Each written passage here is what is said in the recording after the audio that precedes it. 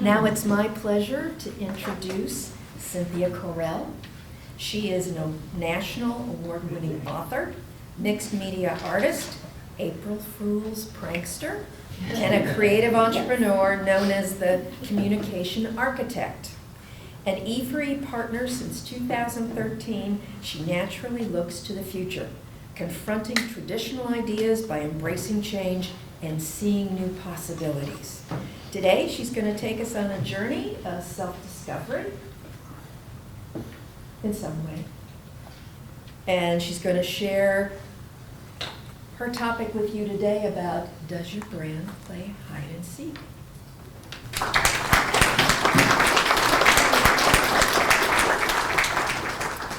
So I have a question for you today, and that question is, does your personal brand play hide and seek? Well, mine certainly does. And today I'm going to tell you about my personal brand origin story and share with you some lessons I've learned. How does that sound? Wonderful. So why do we care about a personal brand? When we're in the corporate world, we're all suits, right? We have a corporate brand, and so it's easy. We just follow the brand, we just follow the suits, and everything is about our business persona. Everything is about professionalism. And in my experience, it was considered taboo to talk about our private lives. Maybe some of you remember those days. But today, we're in the entrepreneur world. As Steve Denny likes to call us, we're freaks. Right? Each of us is unique, and we're all vying for the marketplace. So how do we stand out in the marketplace? Well, it's our uniqueness and our freakiness that's our originality. As I learned from Elizabeth Gilbert, she believes that our originality comes from our authenticity. So if we're striving to be unique and stand apart, we want to start looking at our authenticity, and that is our personal brand. I believe we're all split personalities. I have my professional side, and I have my personal side. And so life isn't about, as Shaw says, life isn't about finding yourself, it's about creating yourself, and I believe it's both. So I'm going to tell you the story of my personal brand origin. And that began way back in the 1900s. I grew up in the typical mid-century family. I was the oldest of 3 girls. And I learned to be a people pleaser and to follow the rules. But my parents had great ambitions for me. They sent me to college. The primary reason they wanted me to go to college was to find a husband. So mission accomplished. Not only did I find a husband, I graduated with a bachelor's in arts with a major in English, which qualified me to become a secretary. So it was like being in that movie 9 to 5, but not any fun. I landed a job as a department secretary in an IT department for a technology company. And that's when I began to see women who were IT analysts, programmers. They were making decisions and solving problems with their work. As a secretary, I was following the rules. I was taking orders. So I want some of that. So I went back to school. I was in Silicon Valley, and I went to the San Jose Regional Vocational Center to study COBOL programming. And that launched my career. I worked for a number of different technology companies. I was rising up the ladder. And then all of a sudden my world fell apart. I was downsized. And you know the first thing I did? I went out and got business cards printed with my name in the biggest font possible. I needed to have a brand. I didn't know what to do if I wasn't working with a company and had a brand. The next thing I discovered was a career assessment program. And I took a bunch of tests, including tests like these, which I discovered something amazing about myself, that I had spatial abilities. I had no idea. And these tests were testing rotating three-dimensional objects in your head and visually connecting the dots. And so I excelled at that, and the diagnosis was I should be an architect. Well, I was 45. I couldn't see myself going back to school at 45. But I did go to the California Institute of Art in San Diego and studied digital graphic design. And that's when I became an entrepreneur. I started designing logos and flyers for people I knew, and it was very part-time. And then I moved to St. Louis, and Bill Purnett and Steve Smart were developing e4e, and they hired me to do a flyer, to take this printed document of words and text and turn it into a visual, which I did. And I remember Steve Smart, some of you all might remember him. Yes. Was a brilliant branding strategist. He looked at the flyer, he looked at me, and he said, "You are a communication architect." I felt like I went full circle. Isn't that cool? Yes. And so that launched my business. I became a communication architect. I enjoyed working with lots of clients.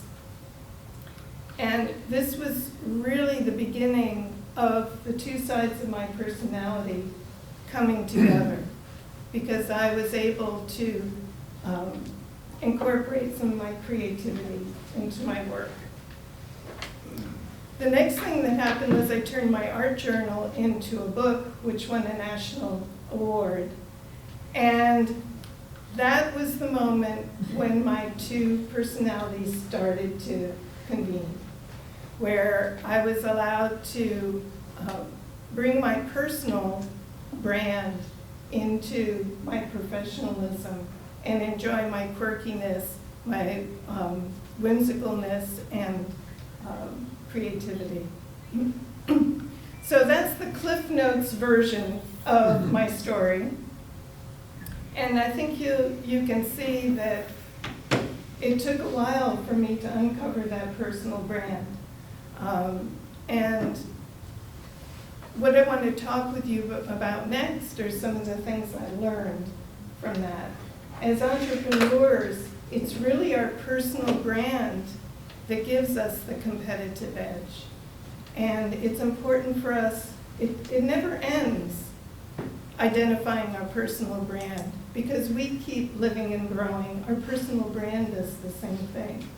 So we want to continue the care and feeding of our personal brand, to nurture it and make sure that we're paying attention to our personal brand.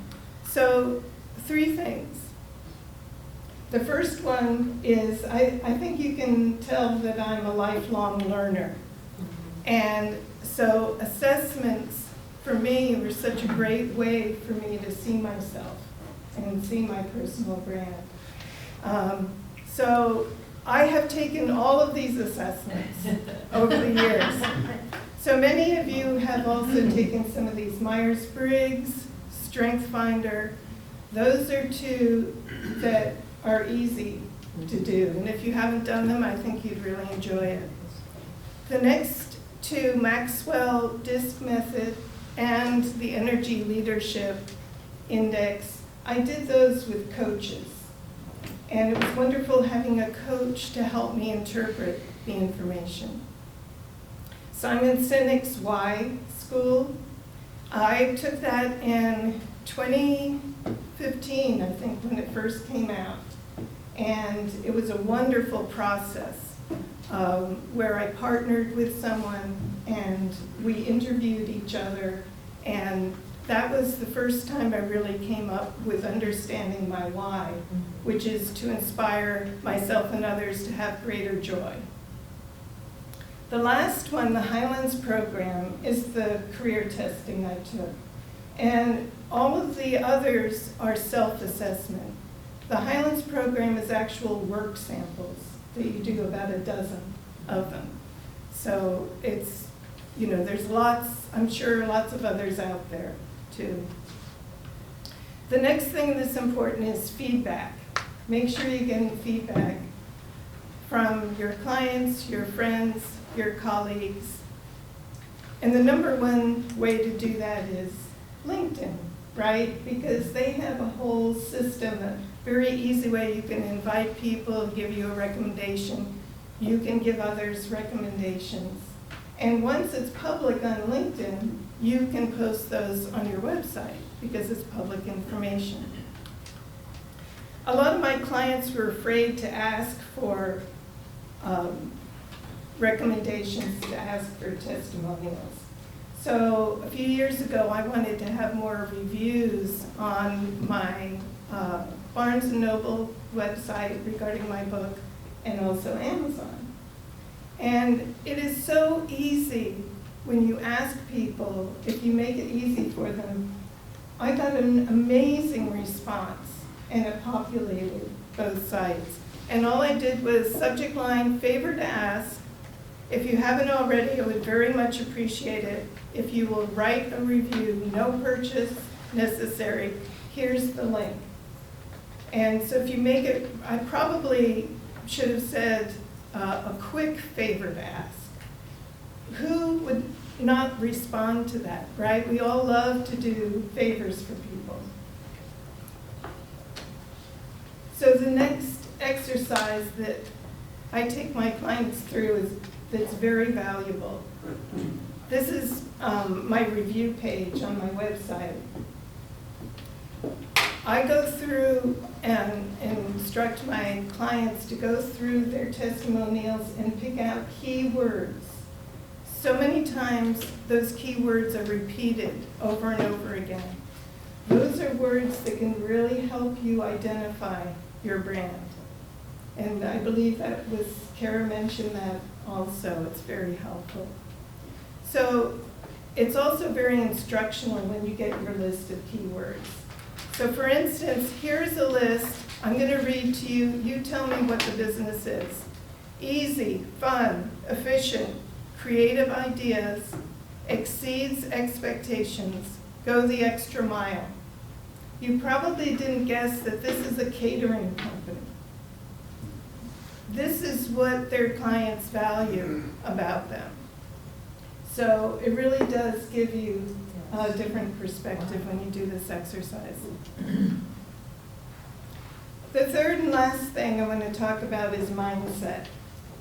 Not only is it important to be positive, have a positive mindset, but our mindset can make all the difference in terms of our personal brand. And the biggest key to mindset is quiet. How often do we spend time just being quiet? It feels awkward, doesn't it? You know, lately I've taken to just sitting at my window, because I have beautiful trees outside my window, just sitting and looking out the window. I love to go for a walk by myself, no phone. And whenever we are quiet, what happens? We become more self-aware. We come up with creative ideas. We connect with our faith. Quiet is amazing. Brene Brown says, believing that you're enough is what gives you the courage to be authentic. And the other thing that developing our personal brand does for us, it gives us confidence, doesn't it? Yes. It helps us to understand our value. Kobe Simmons has a quote that I want to read to you. I came across recently about value. I think we can all relate to this one. A bottle of water can be 50 cents at a supermarket, 2 at the gym, 3 at the movies, and 6 on a plane. It's the same water. The only thing that's changed its value is the place. So next time you feel your worth is nothing, maybe you're at the wrong place. So if you find your personal brand hiding, remember it's your competitive advantage. Awesome, very good.